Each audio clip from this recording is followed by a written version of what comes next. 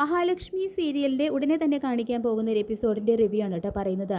അങ്ങനെ ഉണ്ണിയെയും വാമനെയും നിയന്ത്രിക്കാനായിട്ട് അവരുടെ മുകളിൽ പുതിയൊരു എക്സിക്യൂട്ടീവ് എഞ്ചിനീയറെ നിയമിച്ചുകൊണ്ട് അവർക്ക് രണ്ടു പേർക്കും അപ്രതീക്ഷിതമായിട്ടുള്ള ഒരു തിരിച്ചടി കണ്ണൻ നൽകുന്നുണ്ട്. ഇതിനെ തുടർന്ന് ഉണ്ണിയും കരുണയും കണ്ണൻ്റെ നേരെ കയർക്കുമ്പോൾ കമലേശ്വരം കമ്പനിയേക്കാൾ ക്ലച്ച് പിടിച്ച ഒരുപാട് കമ്പനികൾ ഇവിടെ ഉണ്ടെന്നും അവരുടെ മുന്നിൽ പിടിച്ചു നിൽക്കണമെങ്കിൽ പണത്തോട് ആർത്തിയില്ലാത്ത ബാലചന്ദ്രൻ സാറിനെ പോലുള്ളവരുടെ ആവശ്യമുണ്ട്. നിന്നെ എൻ്റെ അനിയൻ ആയതുകൊണ്ട് മാത്രമാണ് കമ്പനിയിൽ തുടരാൻ അനുവദിച്ചിരിക്കുന്നത്. പറ്റില്ലെങ്കിൽ നിനക്ക് റിസൈൻ ചെയ്ത് പോകാമെന്ന് കണ്ണൻ ചുട്ട മറുപടി കൊടുക്കുമ്പോൾ ആർക്കു വേണ്ടിയേ ഇങ്ങനെ സമ്പാദിച്ചു കൂട്ടുന്നത്? അതനുഭവിക്കാനായിട്ട് ഒരു കുഞ്ഞു പോലും ഇല്ലല്ലോ എന്ന് ഉണ്ണിയും. അത് ഏറ്റുപിടിച്ചുകൊണ്ട് നാളെ ഞങ്ങളുടെ കുഞ്ഞ് ജനിക്കുമെന്നും അതൊക്കെ കണ്ട് അസൂയയോടെ നോക്കി നിൽക്കാനേ നിങ്ങൾ രണ്ടു പേർക്കും പറ്റൂ. എനിക്ക് ഈ വീടോ നിങ്ങളുടെ അനിയനോ ഇല്ലെങ്കിലും കുഴപ്പമില്ല, കയറി ചെല്ലാൻ സ്വന്തമായിട്ടൊരു വീടും പണത്തിന് യാതൊരു ബുദ്ധിമുട്ടും ഇല്ല എന്നെല്ലാം കരുണ അഹങ്കാരത്തോടെ വിളിച്ചു പറയുമ്പോൾ മുകളിലിരിക്കുന്ന ഒരാൾ വിചാരിച്ചാൽ തീരാവുന്നത് മാത്രമാണ് നമ്മുടെ ജീവിതം എന്നും അതുകൊണ്ട് നീ കൂടുതൽ അഹങ്കരിക്കേണ്ട കരുണേ. പിന്നെ നിനക്ക് മുകളിൽ ഒരാളെ വെച്ചത് നിനക്ക് അപമാനമായിട്ട് തോന്നുന്നുണ്ടെങ്കിൽ നിനക്ക് ഇഷ്ടമുള്ളത് ചെയ്യാമെന്ന് എല്ലാവർക്കുമായിട്ട് ഒരു ചുട്ട മറുപടി തന്നെ കണ്ണൻ കൊടുക്കുന്നുണ്ട് കേട്ടോ. അങ്ങനെ കണ്ണൻ്റെ വാക്കുകൾക്ക് മുന്നിൽ തകർന്ന് തരിപ്പണമാകുന്ന കരുണയാണെങ്കിൽ ഇങ്ങനൊരു ജീവിതം മോഹിച്ചല്ല ഞാൻ ഇങ്ങോട്ട് കയറി വന്നത്, ഇത് വല്ലാത്തൊരു ചതിയായിപ്പോയി, നാണക്കേടായിപ്പോയി എന്ന് പറഞ്ഞുകൊണ്ട് കമലേശ്വരം തറവാടിൻ്റെ പടിയിറങ്ങി പോവാണ്. പിന്നീട് കണ്ണനും മഹാലക്ഷ്മിയും മരിച്ചു കാണണമെന്ന് ആത്മാർത്ഥമായിട്ട് ഞാൻ ആഗ്രഹിക്കുന്നുണ്ട് എന്ന് ഉണ്ണിയും പറയുന്നു. ശേഷം വീട്ടിൽ കയറി ചെല്ലുന്ന കരുണ എല്ലാം പ്രതാപനോടും മുത്തശ്ശിയോടും അവിടെ നടന്ന കാര്യങ്ങളെക്കുറിച്ചെല്ലാം പറയുന്നുണ്ട്. എല്ലാം നന്നായി അന്വേഷിച്ചറിഞ്ഞതിന് വേണമായിരുന്നു അച്ഛൻ എൻ്റെ കല്യാണം നടത്താൻ. നാളെ ഒരു പക്ഷേ എൻ്റെ കുഞ്ഞിന് അമ്മ ഉണ്ടായിരിക്കും, പക്ഷേ അച്ഛൻ ഉണ്ടാകില്ല എന്നെല്ലാം കരുണ പറയുമ്പോൾ നീ ഒന്ന് സമാധാനമായിട്ടിരിക്കും മോളെ. കണ്ണനെയും ലക്ഷ്മിയെയും കൊണ്ട് കൂടുതൽ പൊറുതിമുട്ടിയിരിക്കുന്നത് മേഘനും അവൻ്റെ അച്ഛനുമാണ്. അതുകൊണ്ട് നമുക്ക് എല്ലാവർക്കും സന്തോഷം തരുന്ന ഒരു വാർത്ത ഉടനെ തന്നെ കേൾക്കാൻ സാധിക്കും എന്ന് പറഞ്ഞുകൊണ്ട് കരുണയെ തൽക്കാലത്തേക്ക് തണുപ്പിച്ചു നിർത്തുന്നുണ്ട് കേട്ടോ പ്രതാപൻ. ഇതേ സമയം മോഹിനി ക്ഷേത്രത്തിൽ നിന്നും എത്താണ്. അപ്പോൾ ഇത് കാണുന്ന പ്രതാപനും മുത്തശ്ശിയും ആണെങ്കിൽ അതിൻ്റെ അമർഷം നേരെ മോഹിനിയുടെ നേരെയാണ് കേട്ടോ തീർക്കുന്നത്. ഇവളിങ്ങനെ പ്രാർത്ഥിച്ച് നമ്മുടെ കുഞ്ഞിൻ്റെ കണ്ണീര് പ്രാർത്ഥിച്ചാണ് നമ്മുടെ കുഞ്ഞിൻ്റെ കണ്ണീര് വറ്റാത്തതെന്ന് പറഞ്ഞുകൊണ്ട് മോഹിനിയെ പ്രതാപൻ പഴിചാരുമ്പോൾ എന്താ ഉണ്ടായത് മോളെ എന്ന് കരുണയോടായിട്ട് മോഹിനി ചോദിക്കുന്നുണ്ട്. പക്ഷേ അഹങ്കാരം തലയ്ക്ക് പിടിച്ചിരിക്കുന്ന കരുണയാണെങ്കിൽ സ്വന്തം പെറ്റമ്മയാണെന്ന് പോലും നോക്കാതെ മോഹിനിയോട് മോശമായിട്ട് പെരുമാറുന്നുണ്ട്.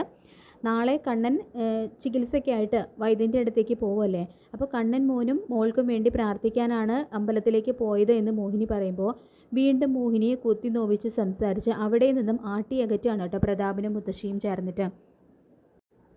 ശേഷം കാണിക്കുന്നത് ഉണ്ണി കരുണയെ വിളിച്ചുകൊണ്ട് പോകാനായിട്ട് വരുന്നുണ്ട്.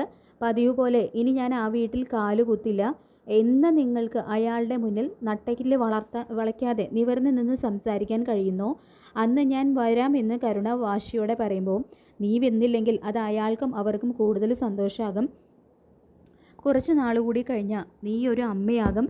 അന്ന് നമ്മൾ കുഞ്ഞിനെ എടുത്ത് ലാളിക്കുന്നതൊക്കെ കണ്ട് അവർ അസൂയപ്പെടട്ടെ.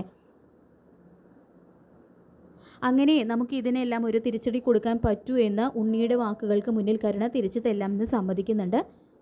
ശേഷം നിങ്ങൾ രണ്ടുപേരും എന്തായാലും മേഘനെ ഒന്ന് ചെന്ന് കാണണം, എന്താണ് അവൻ്റെ പ്ലാൻ എന്ന് ഒന്ന് അറിഞ്ഞു വെക്കണം എന്ന് പറഞ്ഞുകൊണ്ട് ഉണ്ണിയെയും കരുണയെയും മേഘൻ്റെ അടുത്തേക്ക് പറഞ്ഞു വിടുകയാണ് കേട്ടോ പ്രതാപൻ. പിന്നീട് കാണിക്കുന്നത് കണ്ണൻ്റെയും മഹാലക്ഷ്മിയുടെയും ക്ഷണപ്രകാരം മാർക്കോ ഡിന്നർ കഴിക്കാനായിട്ട് എത്തുന്നുണ്ട്. അപ്പോൾ ഒരു റെസ്റ്റോറൻറ്റിൽ ഇരുന്നാണ് കേട്ടോ അവരൊരുമിച്ചിരുന്ന് ഫുഡ് കഴിക്കുന്നത്. തുടർന്ന് വീട്ടിലുണ്ടായ പൊട്ടിത്തെറിയെക്കുറിച്ചും നാളെയാണ് ഞാൻ ട്രീറ്റ്മെൻറ്റിനായിട്ട് തോമസ് സാറിൻ്റെ ഹോസ്പിറ്റലിലേക്ക് പോകുന്നത്, കഴിയുമെങ്കിൽ ഇയാളിൽ ഒരു നോട്ടം വേണം, എനിക്കിപ്പോൾ ഇയാളെ ഏൽപ്പിച്ചു പോകാൻ മാർക്കോയേക്കാൾ വിശ്വസ്തനായ ഒരാളില്ല എന്നെല്ലാം കണ്ണൻ പറയുമ്പോൾ കണ്ണൻ സാറ് മഹാലക്ഷ്മിയെക്കുറിച്ച് ടെൻഷൻ അടിക്കേണ്ട ആവശ്യമേ ഇല്ല, മഹാലക്ഷ്മി അറിയാതെ തന്നെ മഹാലക്ഷ്മിയെ ഞാൻ പിന്തുടരുമെന്ന് പറയുന്നുണ്ട് കേട്ടോ മാർക്കോ. തുടർന്ന് ചുറ്റിനുള്ളത് വിഷപ്പാമ്പുകളാണ് മാർക്കോ, തരം കിട്ടിയാൽ അവർ എന്തിനും മടിക്കില്ല എന്ന് പറഞ്ഞുകൊണ്ട് കണ്ണൻ വീണ്ടും ആശങ്കപ്പെടുമ്പോൾ മാർക്കോ പറയുന്നുണ്ട് മഹാലക്ഷ്മിയെക്കുറിച്ച് കണ്ണൻ സാറ് ഒന്നുകൊണ്ടും വിഷമിക്കേണ്ട, എൻ്റെ ജീവൻ കൊടുത്തിട്ടായാലും ശരി ഞാൻ മഹാലക്ഷ്മിയെ ഒരാപത്തും വരെ കാത്തുകൊള്ളൂ എന്ന് മാർക്കോ വീണ്ടും ഉറപ്പ് കൊടുക്കുന്നുണ്ട് കേട്ടോ കണ്ണന്. പിന്നീട് കരുണയും ഉണ്ണിയും കൂടിയിട്ട് മേഘനെ കാണാനായിട്ട് എത്തുന്നുണ്ട്. മേഘേട്ടൻ അറിയാലോ, അയാൾ നാളെയാണ് ട്രീറ്റ്മെൻറ്റിനായിട്ട് പോകുന്നത്, ഇതിലും നല്ലൊരു അവസരം ഇനി വരാനില്ല അവരെ തീർക്കാൻ എന്ന് ഉണ്ണി പറയുമ്പോൾ അത് തന്നെയാണ് ഉണ്ണി ഞാനും ലക്ഷ്യം വെച്ചിരിക്കുന്നത്. കണ്ണനും മഹാലക്ഷ്മിയും നമുക്കെല്ലാവർക്കും ഒരു തലവേദനയായിട്ട് മാറിയിരിക്കുകയാണ്. മഞ്ജുവിൻ്റെ ഫോണിലേക്ക് ഏതോ ഒരു ഫോട്ടോ അയച്ചു കൊടുത്ത് എൻ്റെ കുടുംബജീവിതവും തകർക്കാനായിട്ട് നോക്കുകയാണ് അവർ. എന്തായാലും ഇത്തവണ ഞാൻ തന്നെ കളത്തിലിറങ്ങി കളിക്കും. ഒറ്റ ഒരെണ്ണത്തിനെയും വിശ്വസിക്കാൻ കഴിയില്ല. കാശ് എണ്ണി വാങ്ങിയിട്ട് എല്ലാവരും നമ്മളെ ചതിക്കും. ആ മാർക്കോയുടെ കാര്യം നിനക്കും അറിയാലോ ഉണ്ണി. അതുകൊണ്ട് ഇത്തവണ ഒരു തരത്തിലുള്ള പിഴവും സംഭവിക്കില്ല എന്ന് തന്നെ പറഞ്ഞ് ആത്മവിശ്വാസത്തോടു കൂടി പറയുന്നുണ്ട് കേട്ടോ മേഘൻ. പക്ഷേ കണ്ണൻ മഹാലക്ഷ്മിയെ മാർക്കോയെ ഏൽപ്പിച്ചിട്ടാണ്. മഹാലക്ഷ്മിക്ക് രക്ഷകനായിട്ട് കൂടെ ഉണ്ടാകണം എന്ന് പറഞ്ഞിട്ടാണ് ട്രീറ്റ്മെൻറ്റിനായിട്ടുള്ള പോയിരിക്കുന്നത് എന്നുള്ള കാര്യങ്ങളൊന്നും മേഘന അറിയില്ല. പിന്നീട് കാണിക്കുന്നത് സാഗറിനോടായിട്ട് മാർക്കോ പറയുന്നുണ്ട്, എല്ലാം കൊണ്ടും തകർന്ന അവസ്ഥയിലാണ് മഞ്ജു ഇപ്പോൾ ഉള്ളത്. ഇത് നീ ശരിക്കും ഉപയോഗപ്പെടുത്തണം. അതിന് നിരന്തരമായിട്ട് അവളുമായിട്ട് ഒരു കോണ്ടാക്റ്റ് നീ ഉണ്ടാക്കിയെടുക്കണം. അവൾക്ക് ഇപ്പോൾ എന്തും തുറന്നു പറയാനുള്ള ഒരു ഫ്രണ്ടിൻ്റെ ആവശ്യമുണ്ട്. അതിൻ്റെ ആദ്യത്തെ സ്റ്റെപ്പ് ഇപ്പോൾ തന്നെ നീ തുടങ്ങിക്കോ എന്ന് മാർക്കോ പറയുന്നുണ്ട് കേട്ടോ സാഗറിനോടായിട്ട്. പക്ഷേ സാഗറിനാണെങ്കിൽ പെൺകുട്ടികളെ വിളിക്കാനുള്ള നമ്പറൊന്നും ആരും പഠിപ്പിച്ചു കൊടുക്കേണ്ട കാര്യമൊന്നുമില്ലല്ലോ. അപ്പോൾ സാഗർ ഉടൻ തന്നെ മഞ്ജുവിൻ്റെ ഫോണിലേക്ക് ഉറങ്ങിയോ എന്ന് ചോദിച്ചുകൊണ്ട് ഒരു മെസ്സേജ് അയക്കുന്നുണ്ട്. അപ്പോൾ ആകെ തകർന്ന അവസ്ഥയിലിരിക്കുന്ന മഞ്ജു ആണെങ്കിലും സാഗറിൻ്റെ ആ മെസ്സേജ് കാണുമ്പോൾ ഉറങ്ങിയില്ല എന്ന് റിപ്ലൈ കൊടുക്കുകയാണ്.